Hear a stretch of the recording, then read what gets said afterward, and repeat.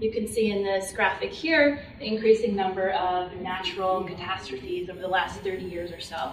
But on top of that, right, we also have threats of terrorism, oil spills, disease outbreaks, even cyber attacks, etc., that are threatening and raising concerns of our critical infrastructure sectors, so much so that we have a presidential policy directive, PPD 21, focused on solving this problem.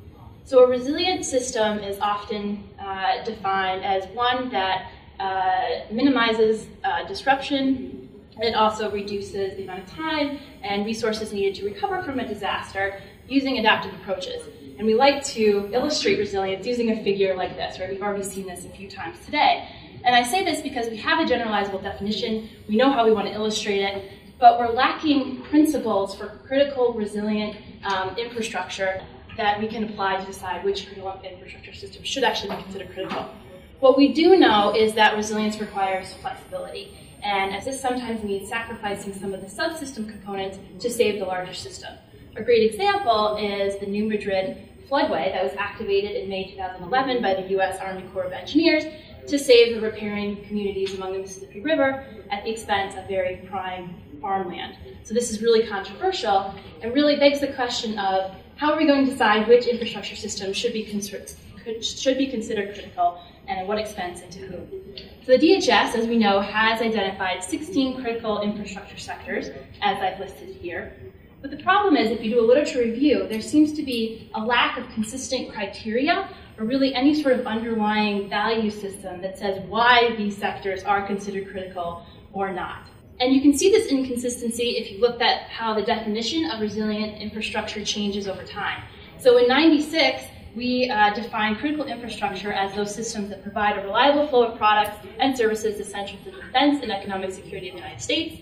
In '98, we simply said they're systems that are essential to the minimum operations of the economy and the government. And more recently, in 2013, we described them as systems that, if they were disrupted, would have a huge impact on our security, our national economic security, as well as human health. So you can see the evolution in critical infrastructure sectors over time from '83 to 2013. Right, the most recent critical infrastructure list is here. And you can really see a growing number of sectors included in this critical infrastructure list, which is representative of the increasing ambiguity in literature as to why they're considered critical assets. And so to address this problem, we argue that criticality is a value-based decision. So it depends on what you value, it depends on what you want to protect.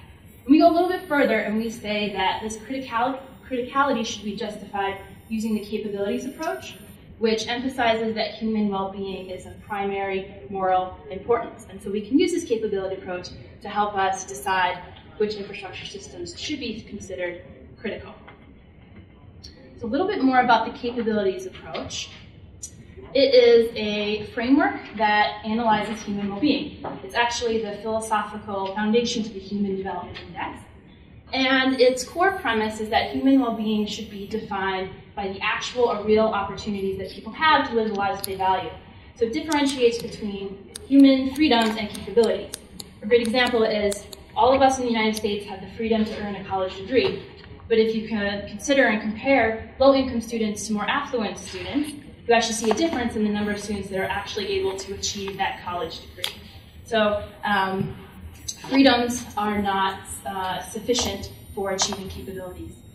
And so I'm not the first one to make this relationship between human development and resilience. It was the focus of the 2014 Human Development Report by the UN. This really outlines the relationship, and it's simple. If you have high human development, so good income, high education, good health, you're going to be more resilient than those people that don't.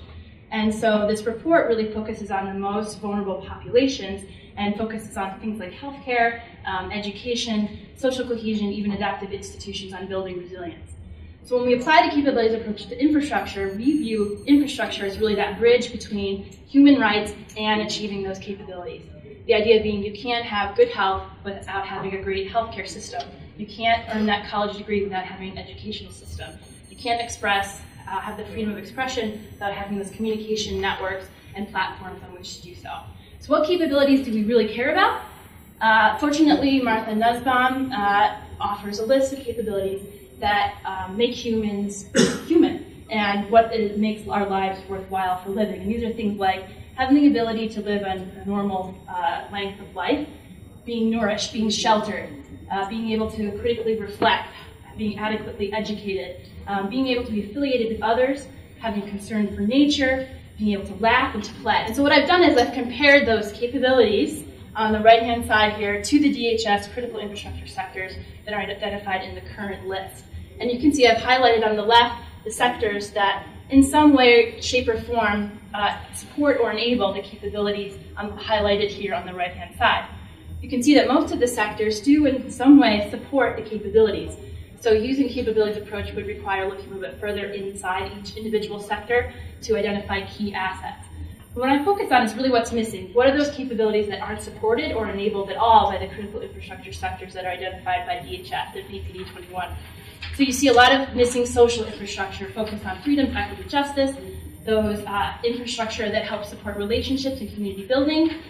Greater emphasis on education. Right now it's just a subsector under government facilities. Education, like I said, is one of those key things that's brought up over and over again in the human development literature and within the capabilities approach. And finally, some kind of recognition for ecological infrastructure and the role that it plays in building resilience.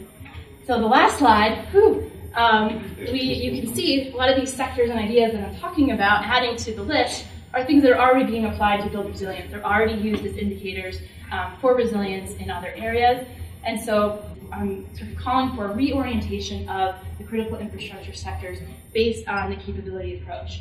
And the reward would be a more consistent way of defining critical infrastructure sectors and more transparency in those reasons why those are critical. Thank you. Thank you.